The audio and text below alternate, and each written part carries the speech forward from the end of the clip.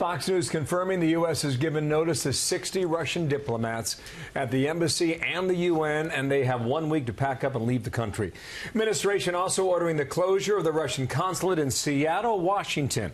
Rich Edson has more details breaking out from the State Department, and the administration also accuses them of spying. Rich, what have you learned? Hey, good morning, Bill. And as part of the 60, 12 of these officials, according to the State Department, are being expelled for intelligence operative activities. Those are folks who are housed in the Russian mission to the United Nations in New York. In total, the U.S. government is kicking 60 Russian officials and their families out of the country. They've got a week to leave the United States, also closing that consulate in Seattle. Now, the administration says it chose Seattle as a location or a consulate from the Russian government to close because of its proximity to a U.S. submarine base.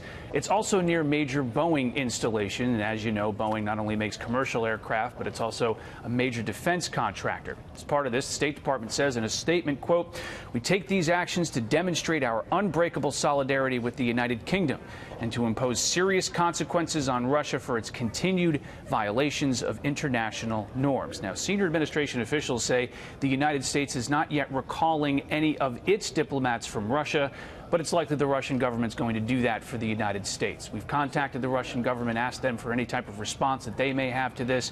They've not responded to our request, but there's an anticipation. Usually when you kick diplomats out of your country, the same happens to you in their country. Also, there are international reports saying European countries have joined the United States. Of late, you've got Lithuania, the Czech Republic, Denmark, and Germany, among others, announcing that they've also kicked Russian diplomats out of their countries. Clearly coordinated, too, as we well know, Rich. This is on top of already sour relations between the U.S. and Moscow.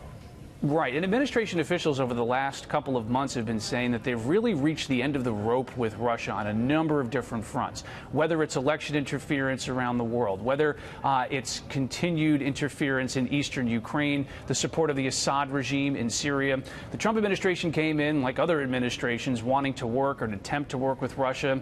They've done so a little bit in Syria and in other places, but for the most part, administration officials and State Department officials are saying that they've essentially reached the end of the rope here when it comes to Russia. Still want to try to work with them, but they're going to be a little more aggressive in their posture towards them, Bill. Big story as it develops, too. Thanks, Rich. Rich Edson from the State Department this morning.